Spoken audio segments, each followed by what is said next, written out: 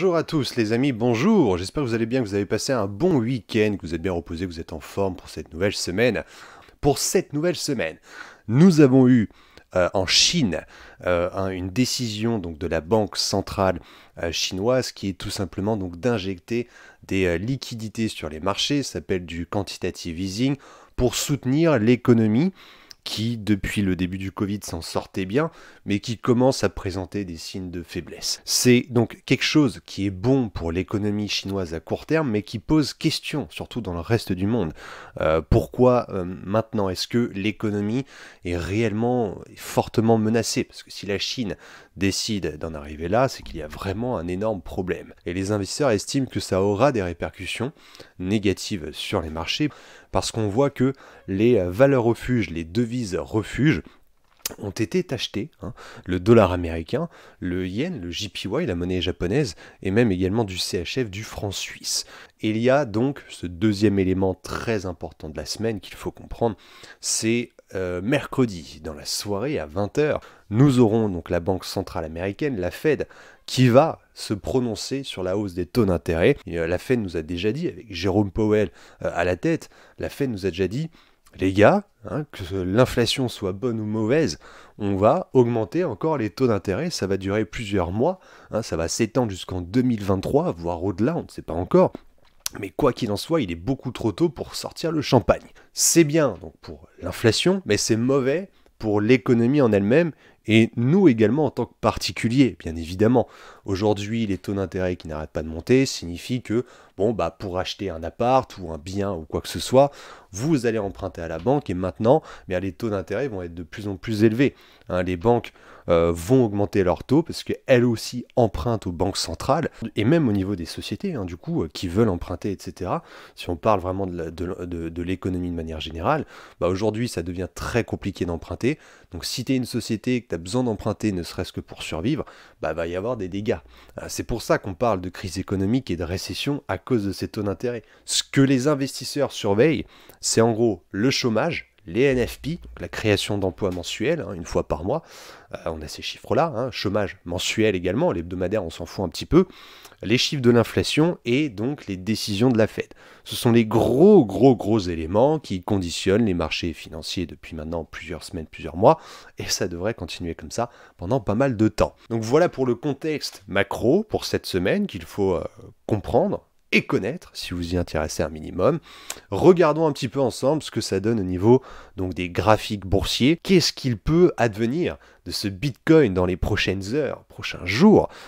Mais pour l'instant, on voit que ça bute un petit peu sur le précédent plus bas, 18 600.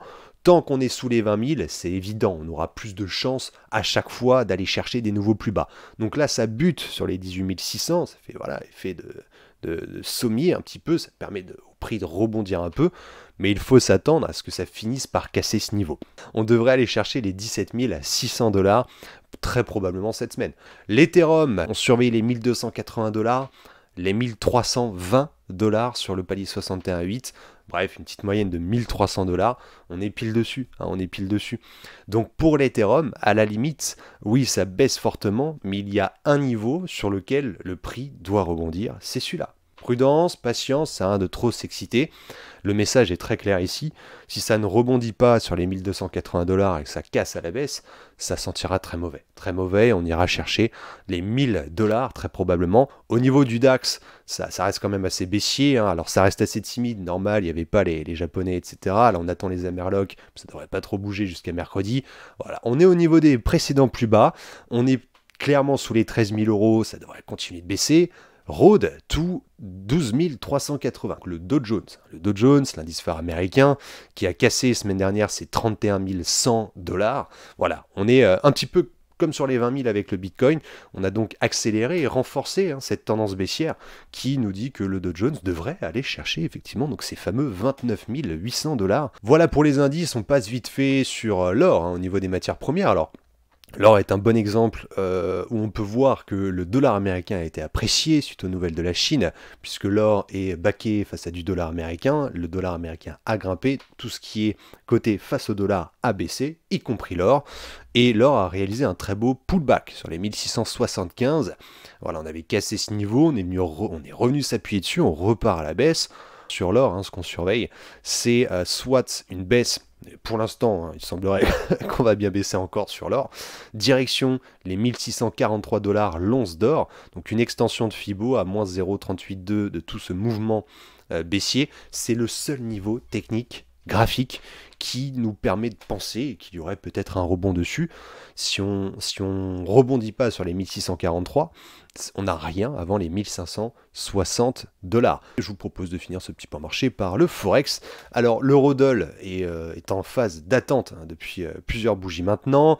Ça devrait nettement continuer tout simplement jusqu'au chiffre de la Fed de mercredi soir 20h. Voilà, on a une très belle hausse sur le CAD JPY, donc le dollar canadien face au yen. Donc quand on est dans une grosse tendance haussière, on fait quoi? On priorise un achat. Ici sur l'échelle 4 heures, justement, on peut avoir un beau niveau qu'on est sur le point d'aller chercher. C'est une convergence de signaux entre le palier 38,2 de Fibonacci, donc le premier des gros paliers de Fibonacci de ce précédent mouvement haussier 4 heures, super, sur lequel se trouve également la moyenne mobile 200. Donc le plan est clair et net, on attend que ça vienne vraiment chercher ce niveau, rebond dessus, signal de retournement haussier, et bim, on achète du CAD JPY. Voilà les amis pour ce petit point marché, j'espère que c'était clair. Si vous voulez nous rejoindre sur Discord et avoir tout ce qu'il faut pour mieux comprendre, commencer le trading, se former, etc. et avoir une belle communauté, n'hésitez pas à venir voir notre masterclass. Bon après-midi à vous les amis, et je vous retrouve donc demain pour le prochain point marché. Ciao.